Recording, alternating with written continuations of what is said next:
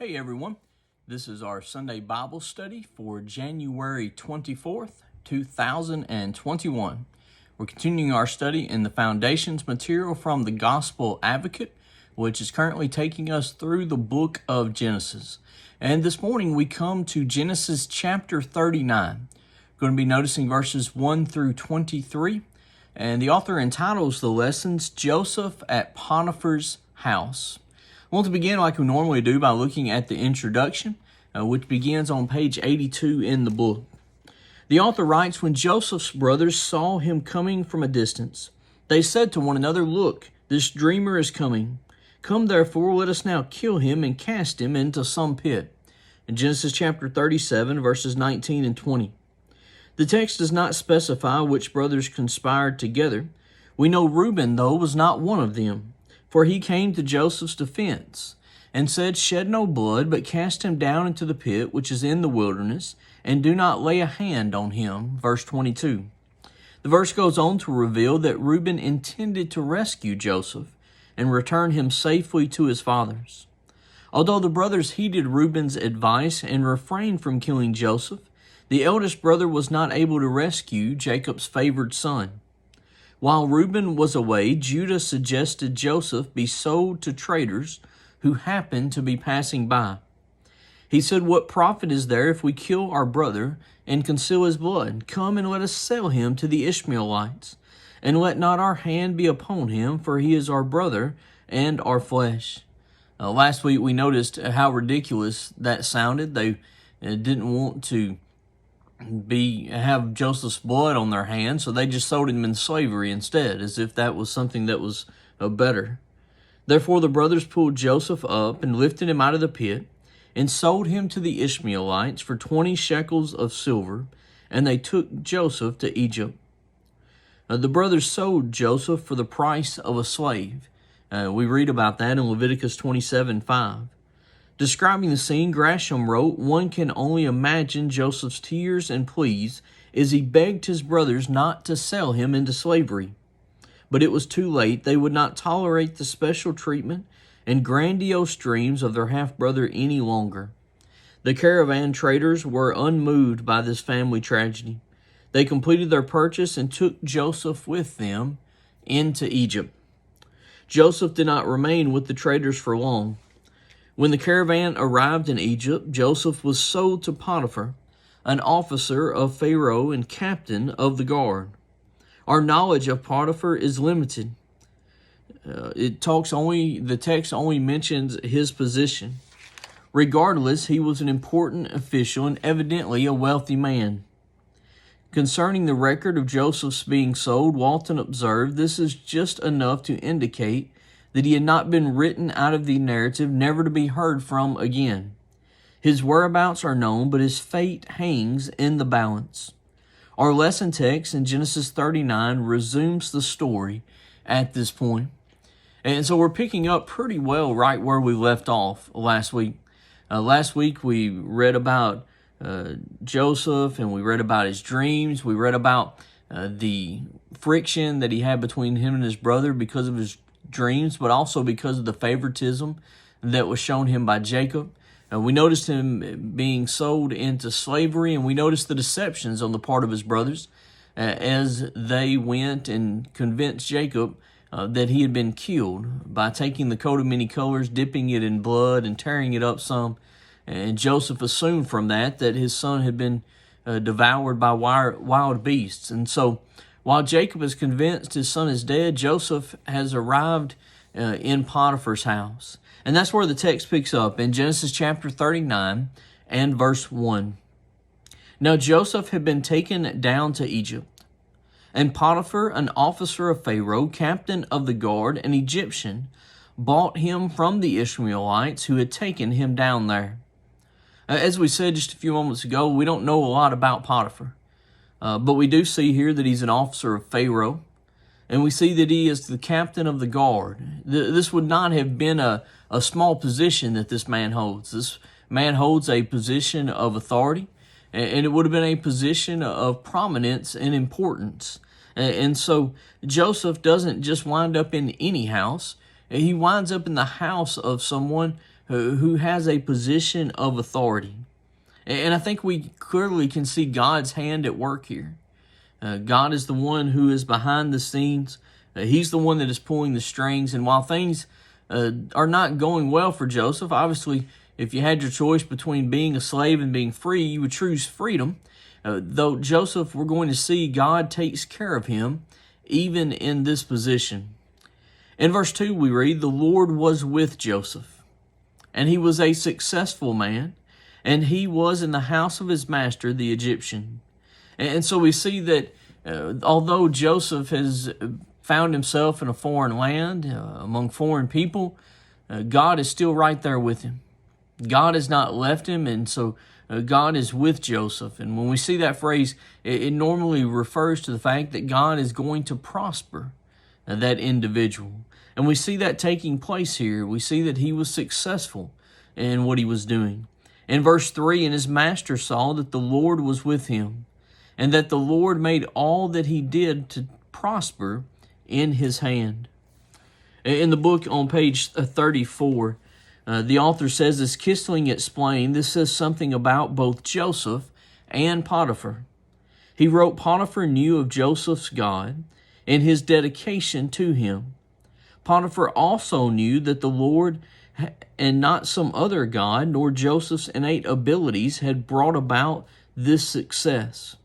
Obviously, Joseph had been speaking of the Lord. His life, especially in his secular pursuits as Potiphar's servant, was a living testimony to the Lord's power and blessing. And so it's not just that Joseph realizes that God's blessing him. We see now that Potiphar begins to recognize that. He sees what's going on, and he sees the fact that everything that Joseph does prosper. He comes to realize this isn't anything about Joseph and about his abilities, but instead is about the God that Joseph serves. And Joseph is allowing God to work through him to accomplish his will. In verse 4, "So Joseph found favor in his," speaking of Potiphar's sight, "and served him. Then he made him overseer of his house, and all that he had he put under his authority." And so we see Joseph here rising in rank, if you will. He began just simply as a lowly slave, but as Potiphar took note of him, took note of the fact that God was blessing him, we see that Joseph continued to kind of rise in prominence to the point now that he's been made overseer of the house. And everything that Potiphar has, he's put under his authority. The author of our book on page 85 says this was quite a promotion. Steinman remarked, "Thus Joseph was elevated from simple slave to trusted member of Potiphar's staff. Since Joseph was made steward of all Potiphar's property, he would have learned valuable administrative skills that would prepare him for his future role as Pharaoh's right-hand man. Potiphar's estate must have been substantial since he was highly placed in the royal court." And so we see here Joseph, once again, God's hand at work. Joseph is learning skills that are going to come into play later in his life. Of course, we haven't gotten there yet in the text, but we know through studying the book of Genesis at other times that Joseph is going to eventually rise to the point of being right under Pharaoh. And so Joseph's going to learn some things here, though, at Potiphar's house that he's going to need to help him when he reaches that position. And so God is preparing Joseph for something greater, even when Joseph doesn't even know about it. On page 5, "So it was, from the time that he made him overseer of his house and all that he had, that the Lord blessed the Egyptian's house for Joseph's sake. And the blessing of the Lord was on all that he had in the house and in the field." You know, we've seen this in other areas. Of course, Laban was blessed because of Jacob's presence. We know that the people in during Abraham's time, those that he came in contact with, those individuals were blessed because of his presence. And so we see here an instance where now Potiphar is being blessed because of Joseph's presence. Joseph, as he was serving God and being faithful to God, Joseph was being a conduit through which God was blessing others. In verse 6, we read, "Thus he left all that he had. He left it all in Joseph's hands, and he did not know what he had except for the bread which he ate. Now Joseph was handsome in form and appearance." We read here that Potiphar basically just gives it all to Joseph and says, "You take care of it." And in the statement that he didn't know what he had except for the bread that he ate, he no longer concerned himself really with the affairs of the house because he was going to just allow Joseph to take care of all of that. The book says God continued to bless Joseph's efforts in his new position, and the blessing of the Lord was on all that he had in the house and the field. Potiphar's decision to give Joseph more responsibility paid off. In fact, he came to trust him completely. Joseph's faithful efforts bore much fruit. Potiphar concerned himself only with his own appetite. The working relationship seemed to benefit both men, but because of sin, it did not last. As we come to verse 7, we began to see now the narrative kind of shift. And there's an issue that's coming up. An issue that's rising here that is going to cause a lot of problems for Joseph. And not of any fault on Joseph's part, but because of Joseph's faithfulness, because of his unwillingness to commit sin, Joseph is going to deal with some difficulties. As verse 6 closed, we had those words, "Now Joseph was handsome in form and appearance." The book mentions this brief statement, and he says it anticipates the events that are going to follow. And so we have Joseph. Joseph's a good-looking guy. The statement there in form and appearance, both he had attractive features, but we would say from his form that he was someone who had a sturdy body. Maybe he was muscular, maybe he was tall. Whatever it was, though, Joseph was someone who caught the attention of someone, but it was not someone whose attention he wanted to catch. In verse 7, "And it came to pass after these things that his master's wife cast longing eyes on Joseph, and she said, 'Lie with me.'"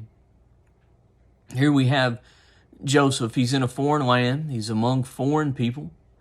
We're not told anything about Potiphar's wife, but just considering that Potiphar was someone in a position of authority, someone who was he was an officer of Pharaoh, considering he was captain of the guard, someone with this type of prominence, this type of wealth, it would stand to reason that his wife would be someone who was very attractive. And so we have Joseph in a position, Joseph could have done this. And it probably would have helped and elevated him even more because Potiphar's wife probably would have sought to keep Joseph there, to have him continue to have a position of authority and power. But notice Joseph's attitude. Verse 8, "But he refused and said to his master's wife, 'Look, my master does not know what is with me in the house, and he has committed all that he has to my hand.'" Joseph says, "Look, your husband, he's already given me all of these things." In verse 9, he says, "There's no one greater in this house than I, nor has he kept back anything from me but you, because you are his wife." Joseph said, he's given me authority over everything, over all kinds of different aspects of his household. The only thing that he has kept back from me is you. And the reason is because you are his wife. Joseph then says, "How then can I do this great wickedness and sin against God?" We see a lot about Joseph's attitude here. Joseph could have said something, several different things at the end of that statement that would have been accurate. How then can I do this great weakness and sin against you? He could have said that to Potiphar's wife because it would have been a sin against her. He could have said, "How can I do this great weakness and sin against Potiphar?" That would have been accurate. By having sexual relations with Potiphar's wife, he would have been sinning against Potiphar. He could have said, "How can I do this great weakness and sin against myself?" And by doing that, he certainly would have been sinning against himself. But what Joseph understood ultimately was this was a sin against God. The author of the book on page 86 says Gangle and Brammer noticed two valuable components in Joseph's answer. His proper view of marriage involved the fact that the woman who was seducing him was someone's, in this case Potiphar's, wife. His proper view of sin was that it was an action against God. Joseph neither intended to violate his master's trust nor rebel against the God that he served. In verse 10, so it was as she spoke to Joseph day by day, that he did not heed her to lie with her or to be with her. This was a continual temptation. Notice this. So it was as she spoke to Joseph day by day. This wasn't just a one time. She propositioned Joseph and he said, no, I'm not going to do that. This was something that was a daily temptation that Joseph was having to face. It was something that was constantly before him. But we see in Joseph the fact, while the temptation was continual, his resisting of the temptation was continual as well. She spoke to Joseph day by day, and that he did not heed her. As she kept on trying, he kept on refusing. And so we see something great about the character of Joseph. He did not allow the continual temptation to wear him down, to cause him to sin. Verse 11, but it happened about this time, when Joseph went into the house to do his work, and none of the men of the house was inside. That would be an uh-oh moment. Joseph, no doubt, had tried to keep himself in a position where he was not alone with her. That was wise on his part. But here we have an instance where he's found himself in the house and he's all alone. Verse 12, then she caught him by the garment, saying, lie with me. We see almost in this statement an aspect of her attempting to force herself onto Joseph. So what does Joseph do? The Bible says, but he left his garment in her hand and fled and ran outside. On page 86 of the book says, he found the way of escape, even if it was narrow. Joseph's resolve held strong. Ross suggested his refusal was possible because he was convinced that, number one, God had chosen him for a special task, and number two, God had been prospering him to give him the responsibilities that he had. He had evidence of God's plan in his rise from the pit and the enjoyment of God's presence. And so Joseph's not going to give in. And Joseph runs away from this temptation. Verse 13, and so it was when she saw that he had left his garment in her hand and fled outside. And we're going to see just in a moment what she's going to do with that garment. You know, every time I read what Joseph did here, I always think of 1 Corinthians 10:13, which talks about that way of escape. And we'll notice that verse its entirety in the application section of our lesson. But here we see Joseph doing all that he can to keep from sinning. And so she now has his garment. He's fled outside. Verse 14, what does she do? She called to the men of her house and spoke to them, saying, see, he has brought into us a Hebrew to mock us. He came in to me to lie with me, and I cried out with a loud voice. And it happened when he heard that I lifted my voice and cried out, that he left his garment with me and fled and went outside. Well, here we have just a blatant lie on her part.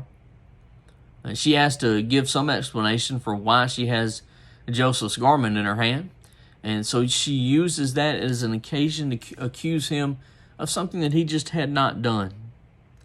On page 87, the book says, Longman wrote, once again, a garment of clothing plays a role in Joseph's fate. I had never even thought about that or considered that. But, you go back to the coat of many colors.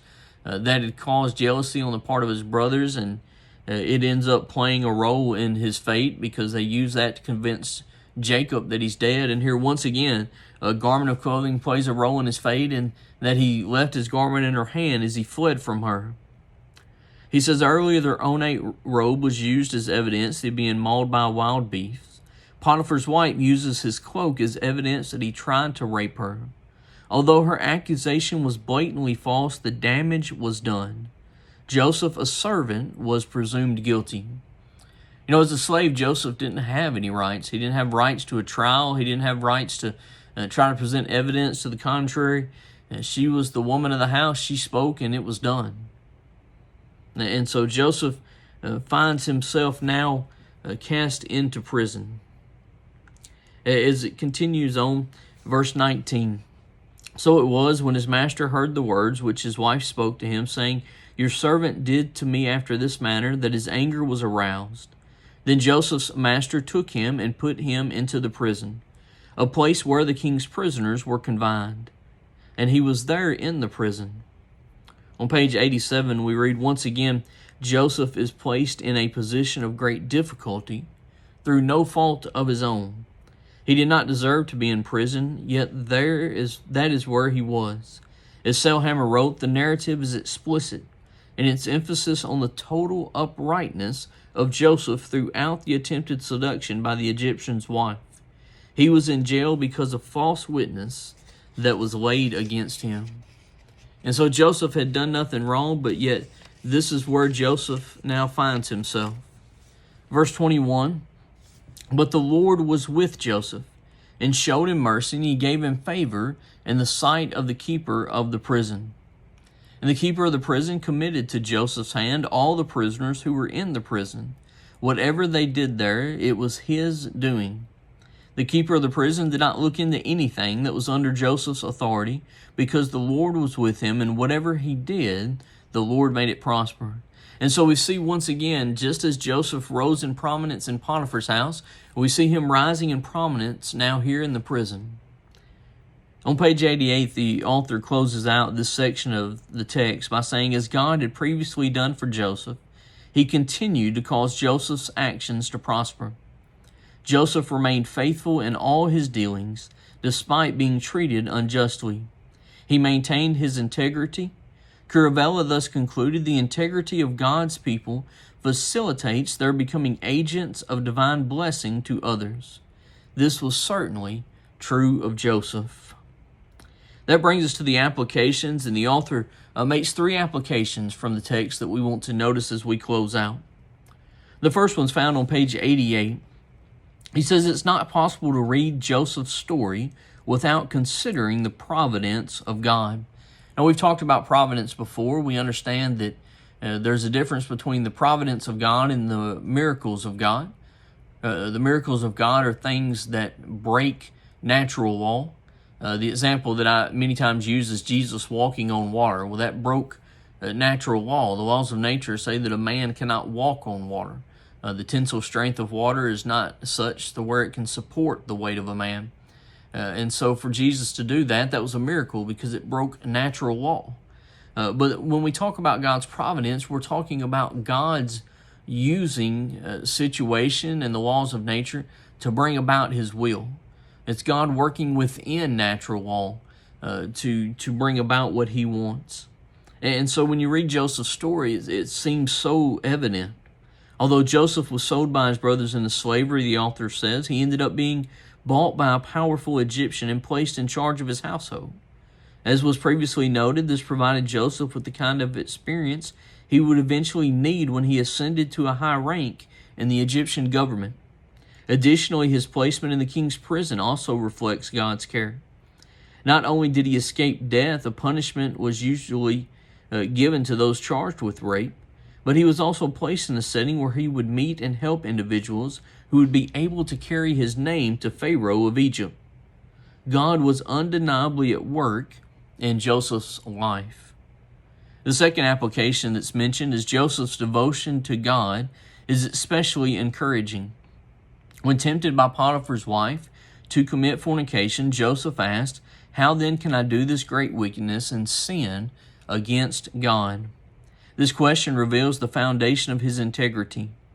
Joseph sought to avoid sin because he did not want to violate his relationship with God.